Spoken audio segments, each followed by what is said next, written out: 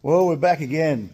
That week just absolutely flew by. Didn't get a lot of time to film much stuff during that week, but it's Friday here on Easter long weekend, so we've got 4 days off in a row. So for me, it's a good time to get in the shop while no one's around and work on a car that I've been building for a few years now. It's a VK Commodore done up as a Blue Meanie Rep. It's a car I've built for myself. And we actually ended up with a little bit of time late yesterday afternoon to prime up the oil system with the tank you saw us build in a previous video, and fire it up and do the camshaft run in. That went absolutely flawlessly. Really the only thing we've got to do now is just have a bit of a look at the timing, set the base idle. Seems to be holding up a bit on high idle, so it could just be the fast idle adjustment on the electric choke. But we'll dig into that this morning and have a look around that and just make sure we can get that sorted. Still got interior to put together, finish off the lower half of the dash, a few little things, but you know, every day is a step closer, and this one is, yeah, definitely getting closer to licensing and registration. So also yesterday afternoon, Brendan did some high build poly on the right hand side of the Chevy truck. That side just needed a little bit more work, and when we actually did all the metal work on the truck, that was a really bad side for rust. So yeah, it was always going to be a bit more in bodywork to straighten that one out. But we'll spin the camera around and have a bit of a look at a couple of things that we got into. Morning! Easter Saturday, just playing around with the VK. Not really feeling it today, but we're just going to do it anyway because yeah, I really want to push on and get this thing finished up. So we're just going to start slowly with some scuff plates on the carpet and just sort of work into the morning. It's about 8 AM here, which is a late start for me, but anyway, we'll have a look at what's going on.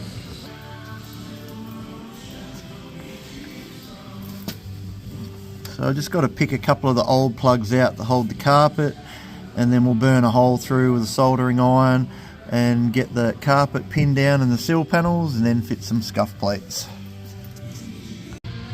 So I just got the top half of the dash back in. We had a couple of problems with that when we were about to do our first startup. Basically what was going on is we've rewired the entire car, but there's a couple of things that you sort of have to use, and there's a round plug on the back of the factory dash, and the pins were just a bit collapsed on that, so we had to just clean them and expand them, and then everything came to life. So yeah, everything works as it should now. The only thing I did notice yesterday when I was running this up was that vacuum switch there is leaking vacuum, which I should have remembered that from back in the day when I actually worked on these things at a Holden dealership, because that was a pretty common thing. So I can't really put the lower half of the dash together. I did just put the steering column cover in. So I might move on to doing a shifter surround. Now I'm just trying to think.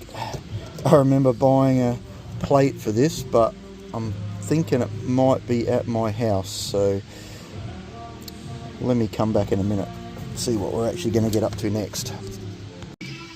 So still just working away on the VK, and it just never ceases to amaze me, like the absolute laziness of where we've had some work done in the last few years. This car, how do you put it, was never to be quoted on, never had a deadline. We wanted to build this exactly the way that we build everything for everybody else. It just is what it is, and it gets done one way. So I'm fixing a lot of things, and I am going to show most of them, but check this out. So it's a little bit tricky to see. There you go.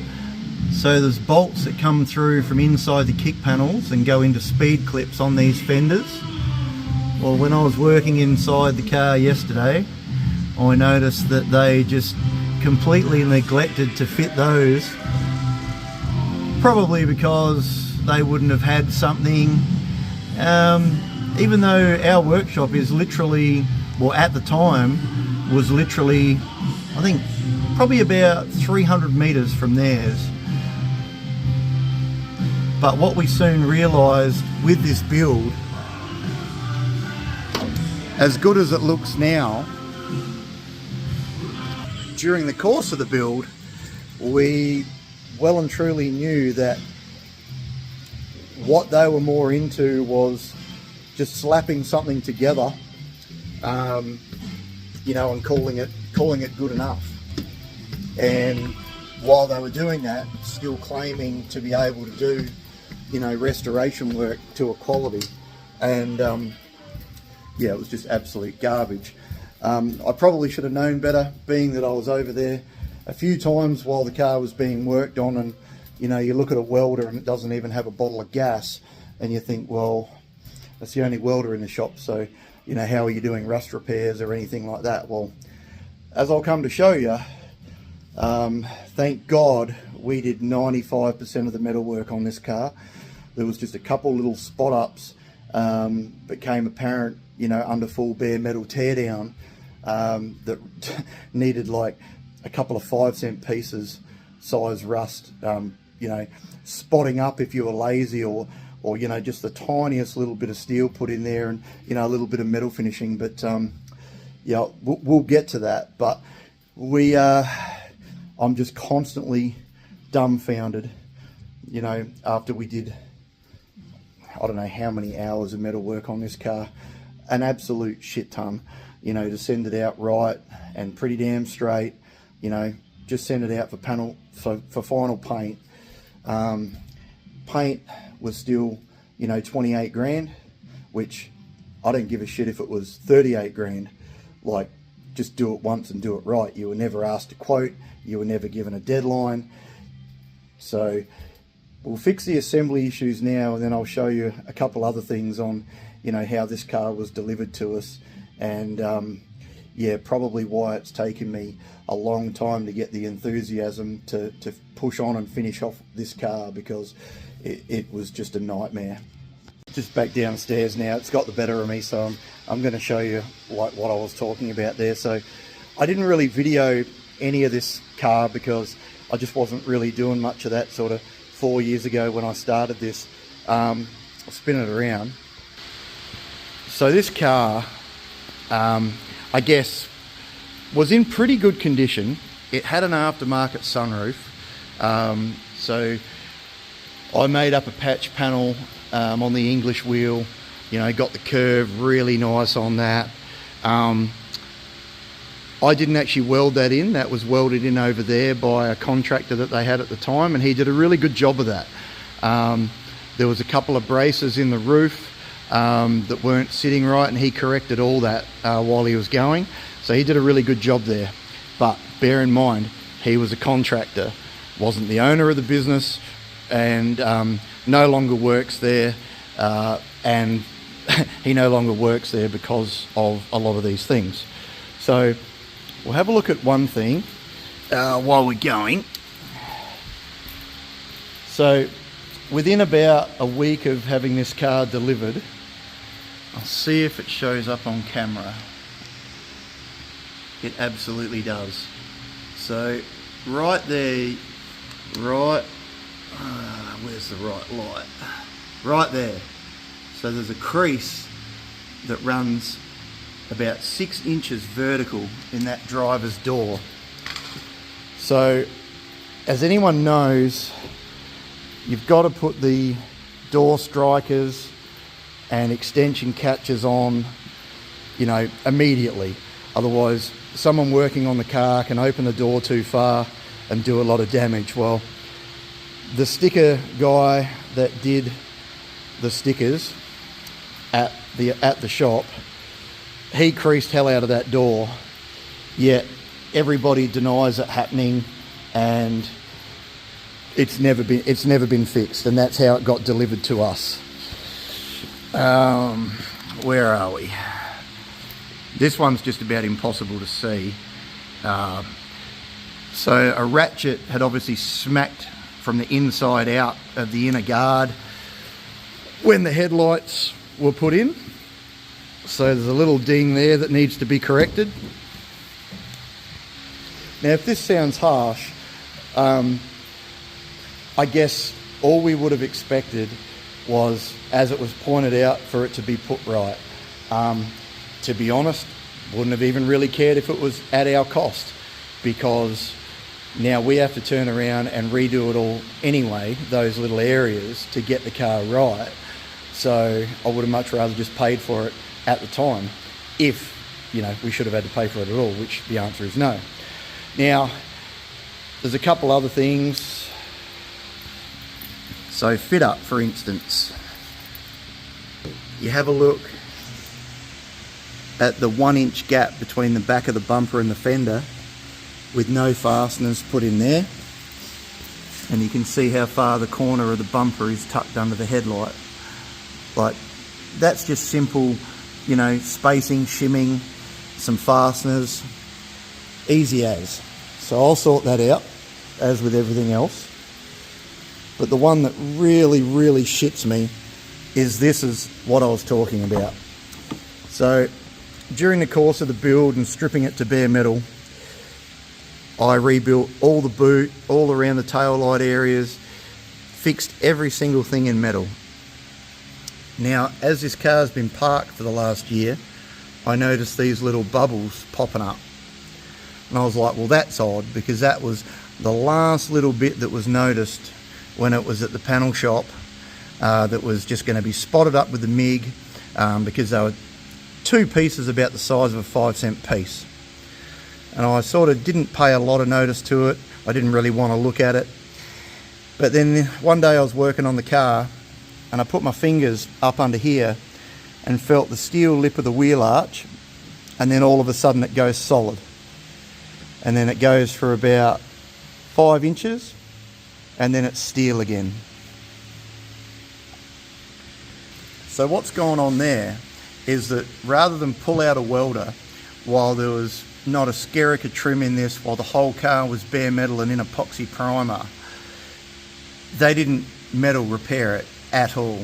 They just scuffed it up, scooped a big handful of fiberglass in there, and gone, well, that's good enough. Well, it's not good enough, and you're a joke.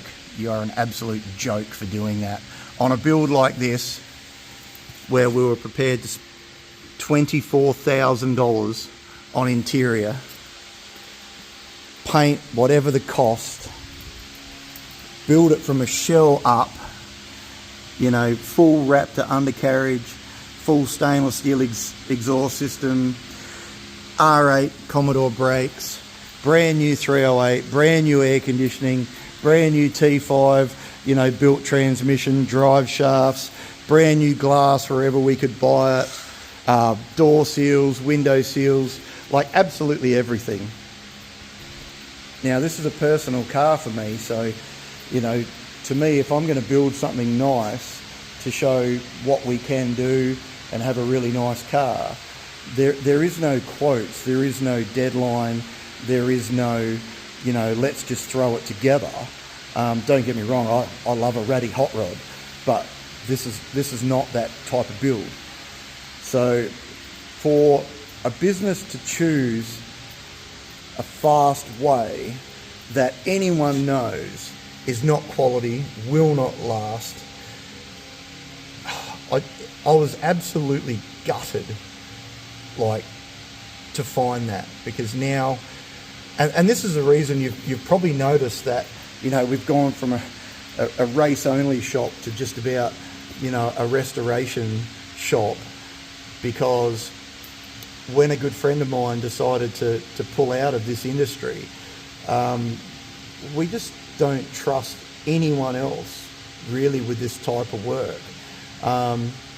And whether it's a WA thing or whether it's common in the industry, I don't know, because back in the day I had nothing but good work done by pretty much everybody, whereas like the Western Australian scene has been a bloody eye-opener, I tell you. So anyway, moving on, we're 3 years down the track, and obviously we've got, you know, our own people here now that will be able to repair that and go forward. But I just wanted to show, probably in like a lot of our other videos, as we're doing some of this restoration work, and particularly like on my dad's truck, I'm just going to show like what it takes to do it right and to do it properly. And if anyone thinks that you can quote that type of work on old cars when, you know, everything's hidden under paint, hidden under filler, you know, has probably had 3 paint jobs in its life, like, you just can't. So if you don't want to find blemishes like I've just shown you coming through fresh work, it has to be done properly. So to the absolute dick that did that on our car, we know who you are. We're not going to say it on here, but it is known and it is being made known. Do not trust you. You are ridiculous. Alright, it's been a minute. So driver's side, managed to get those bolts put up there. Got some speed clips on the inners. Just by turning the wheels I was able to get up under there, so that was cool. Let's turn that torch off.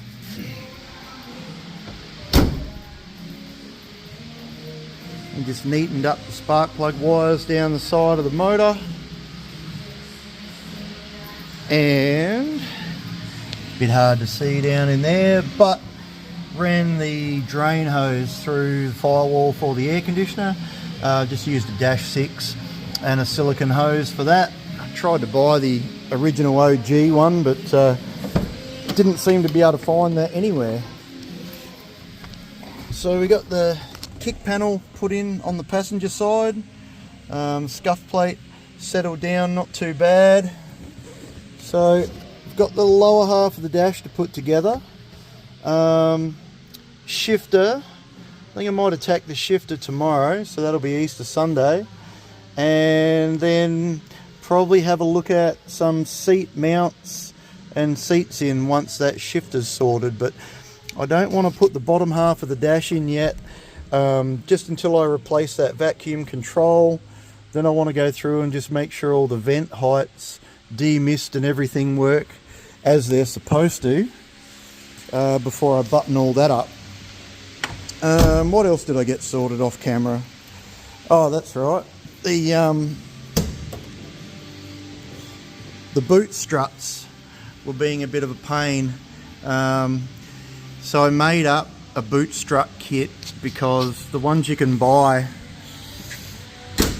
even the I actually emailed them and asked them how they found their strut kits holding up the corners of the boot, and they were pretty awesome actually. They said realistically on a painted car, don't go down that path because it probably will affect your gaps. So I just designed a pivot and a strut deal up under the parcel shelf that worked with our scenario and kept the gaps nice. So the only trouble I was having was getting the pressures right in the gas rams so that they were enough to hold the boot open, but not enough to literally affect the gaps. So a bit of back and forth between the supplier, just changing up the gas pressures. And then once I had the gas pressures right, they were realistically about 20 millimeters too long, and I just could not physically push them back onto the mount. So pulled them out again, managed to cut the shafts down and re-tap the 6mm thread on the end, and now they go on and off easily. They're set at free length, so makes them go in and out good, and the boot holds itself open nicely and everything's happy days. So I think that'll just about do for us. What are we? Saturday, Easter Saturday. Yeah, so that'll do for today.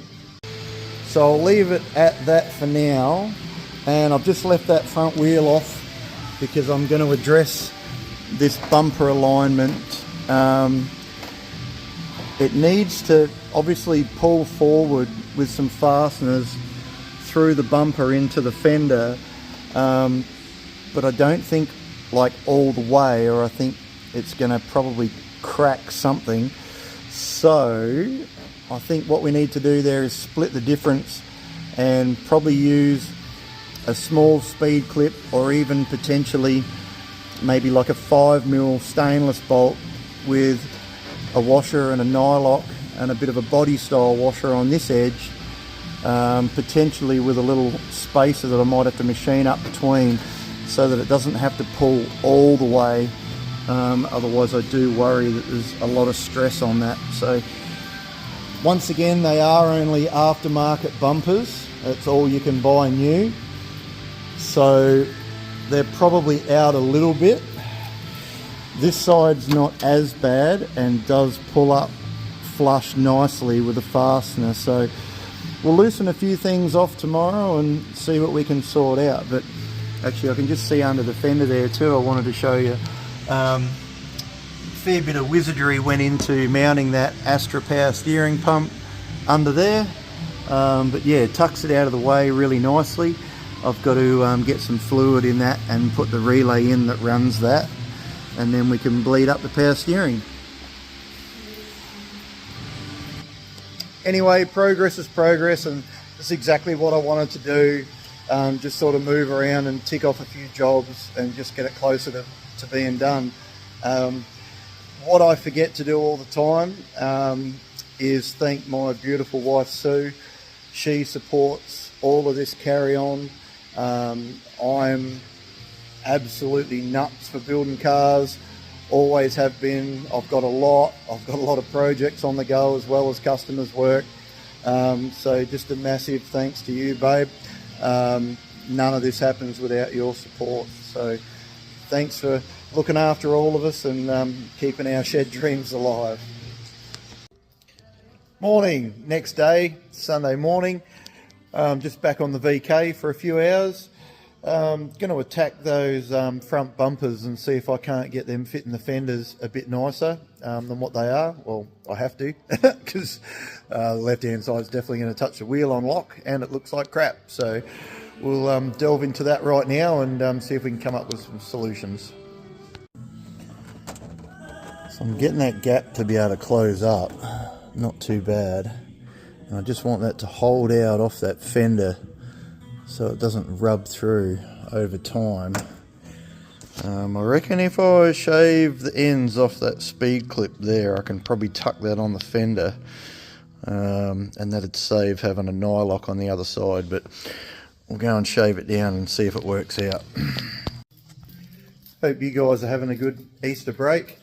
I've only sort of been going through to about lunchtime and then spending some home time, hanging out with the dog, hanging out with the beautiful wife, and just doing some normal things away from the workshop. But yeah, I do want to keep pushing on with this VK and get this thing on the road.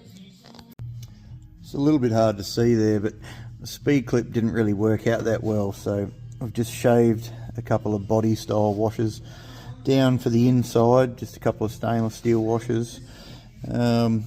Got two through the fender and through the fiberglass spoiler.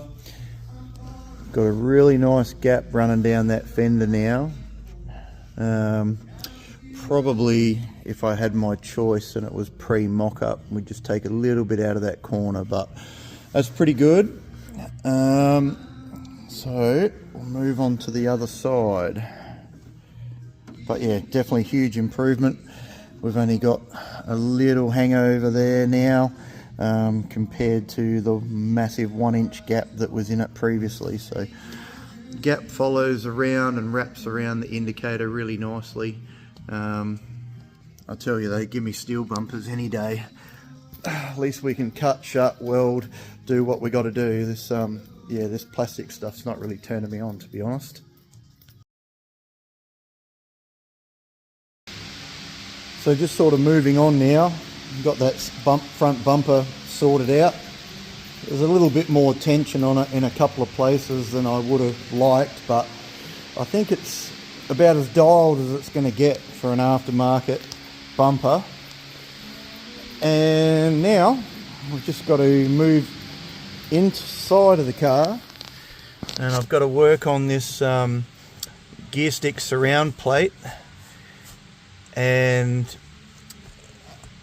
work out a sealing boot to run with the T5 shifter, and I'll probably end up moving that stick forward 50-ish, maybe 70-ish mil to line up with the console a little bit better than what, so sort of put it in the same position the Aussie 4-speed stick used to be. Then again, I am pretty tall, so I am going to mock that up first with a seat right back, and if it's comfortable for me to leave it where it is, it may stay there. I thought I had a shifter with the T5, but I got it a long time ago, and I just sort of had a look at this poxy short shifter, and we will definitely not be using that junk. So the other thing, I don't know why I did it, but the center plate I ordered off the internet. I ordered it in stainless rather than mild steel, probably just a slip of the button on the internet. So now I've got to hole saw a massive hole in a piece of stainless, so that's always fun. We'll get this in a drill press, slow it right down, and I want to run that big hole saw through it there, and then we'll move on to the next bit.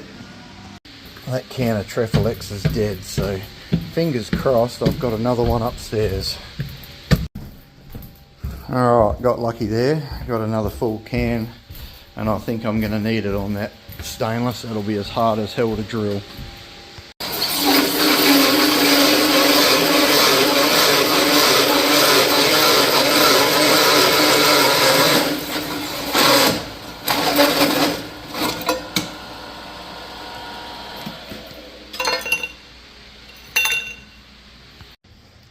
So we got that plate that goes on top of the transmission tunnel hole sawed perfectly over where the T5 shifter comes through, but I've literally just noticed, and this is the sort of stuff that really shits me, so not one of the holes lines up with the factory holes that are already in the trans tunnel to actually secure this to the trans tunnel. Now I know that I can just drill through. They just get riveted on anyway with some seam sealer underneath the plate. So, you know, I guess it's all good. But when the factory uses that hole set up on, it'll be every single one of these trans tunnels, why the hell don't they just make it to suit that? Shits me. It's another reason why, like, the restoration of these, you know, road cars that everybody knows and loves, is it's actually way harder than, you know, taking an old shell like we do and, you know, building a hot rod, because when you're doing that, there's no wrong. So, you know, generally, like, say when we're fitting out a hot rod, everything's welded up, every hole in the firewall, every hole in the floor, everything gets welded up, and then we only re-drill or re-hole saw whatever we need, you know, to run the actual vehicle that we're building. So there's a lot of freedom, and you can also change, you know, your mind, your plan, fabricate whatever you need, however you want something to look. But, you know, when you buy these parts from these businesses that are supposed to make these parts for these cars, I guess as much as it shits me working on my own, it's even harder when we're working on customers' cars, because, you know, we buy these so-called parts to fit, and then, you know, we spend just about as much time making them fit as we would have if we had made them from scratch. And if we made them from scratch, there'd only be one set of holes in the trans tunnel, not two sets. So, you know, I guess rant over. It is what it is, but man, I don't know. It's annoying. So I just went digging through the shipping container, and I found a CV boot, which is going to work really well as a like an inner gear stick boot for this car. I've done this on a couple of builds before. The Chevy truck also runs a similar deal. So we just got to cut a piece of pipe, and I'll dig out a tool here. There it is. We'll run the bead roller around the end of a piece of 4-inch pipe, then we can cut a bit off and weld that to our plate, and that'll make a really nice flange. So I'll just show you what I'm up to here. So just put a bead roll around the end of a piece of 4-inch pipe, and then we'll trim from that little line up because we don't need that, and then we'll trim it off probably about 3/4 of an inch below that second line there. Just use that mini bead roller there, same one we use for intercooler piping and stuff like that. So we'll get that cut now, then we'll weld that on there, and then that boot will fit over that really nicely.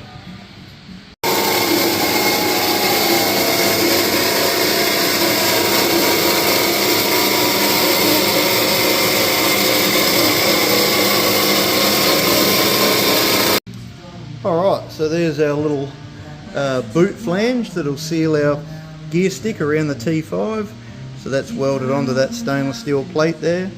Once that cools down, a little bit of a warp on that edge, we'll just knock that down with a body hammer, and then we'll install that in the trans tunnel. But yeah, that boot will go over the top of that there and clamp on, and should be nice and watertight.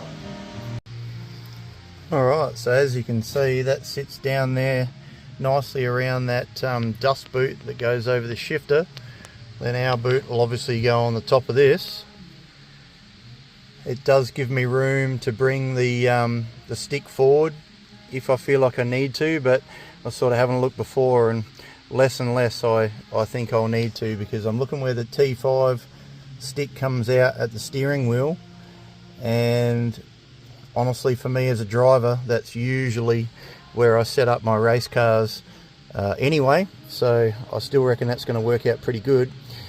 I think I need to trim a little bit more carpet out of the way, so I'll do that now, and then a lapis sealant around the top of the trans tunnel, and then I think the best thing to do might be to just use some self-tappers to screw that down until the sealer sets, and then I'll come back through, pull the self-tappers out once that's set up, and rivet it in there for good. And so far that's reasonably successful. Just got a bead of that around the top of the tunnel. We've got our plate installed, and we didn't manage to spread that black stuff everywhere, which came as a complete surprise to me, because that stuff is absolutely horrid. Once you start getting that on your hands, it ends up bloody everywhere.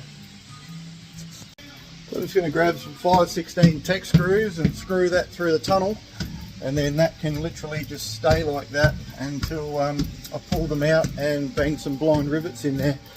I think that'll be a good way to get it to pull down all around the trans tunnel, get that sealer all set up, and yeah, it should work pretty good. So that worked pretty good.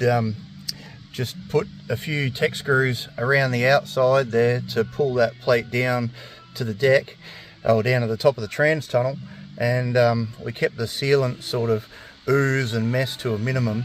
So I'm just going to let that set up now. I think we'll just celebrate that as a win and leave that the hell alone until it's dry, and then we'll pull the Tech screws out.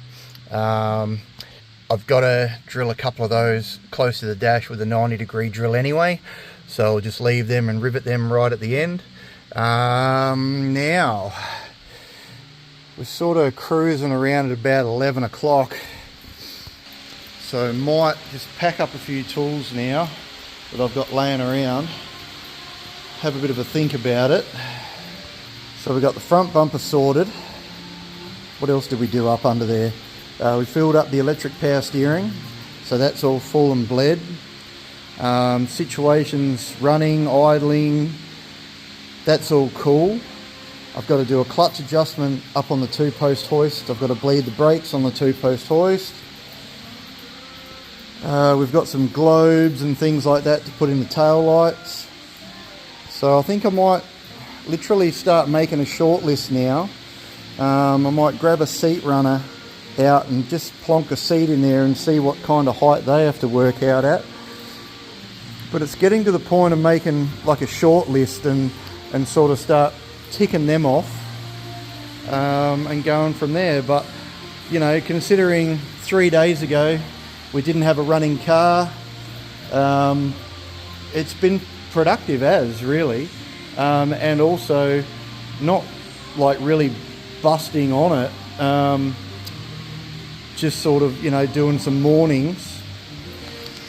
And I guess, you know, that's what I tell myself and everyone else, you know, you got to push yourself sometimes.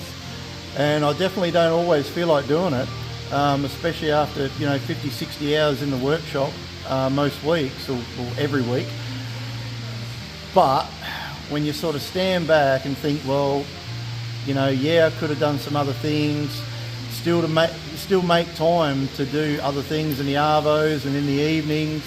If you can get in and, you know, hook in the mornings and get a bit done, you know, all of a sudden these cars that seem never ending, you turn around and go, well, you know, bloody hell, we're nearly there. That's how I've always done it. They always come together. There seems to be like a 4-year rule for myself though, like everything I build seems to take about 4 years, but it's because it's weekends and after hours. A little bit of work time here and there, but really very minimal. You know, probably last year, building the F350 back in South Australia, that absolutely, you know, that took workshop time, no doubt about it. But here's the deal with that. My entire family's back there in South Australia, which is 3,500 k's away from us here in Western Australia. So to use that project to, you know, hang out, stay at my parents' place, stay at their farm, you know, see my brothers, you know, getting parts from my brother's auto parts shop in that little country town. You know, my nana still going in her 90s, you know, still wants to cook us lunch and still comes out to see us at the workshop where we're working back there. We work in my mate, or my best mate, literally like my best man in my wedding, my best friend on the planet, Mark, we work in his diesel shop. Him and Hardy are so accommodating. We just have a bloody good time. So, you know, when people probably look at that and say, well, oh, you know, you're not always at the workshop, you know, you did this, you did that. Well, I reckon I spent a total of maybe 3 weeks back there last year, but that was, you know, I consider that my annual leave. Even though we're working on a project, it's not like I spend 2 weeks back there and then, you know, a month in Bali. It's just not even a thing. So I chose to spend last year, you know, potentially time that I wouldn't have taken off anyway, like at all. It was a reason to hang out with family, build another vehicle, have a bit of an adventure.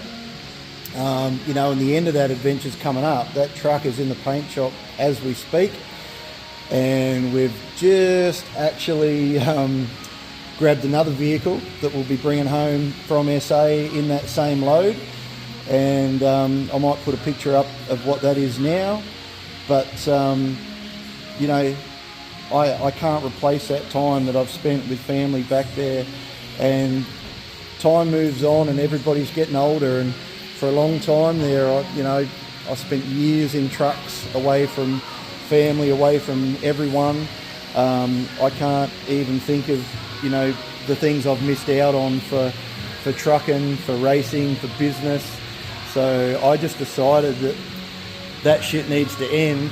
And if there's an opportunity to do something with people that aren't always going to be around, there is no other time like now. And if that puts a few things back in the workshop, so be it, man. Live with it or move it on, because that stuff cannot be replaced.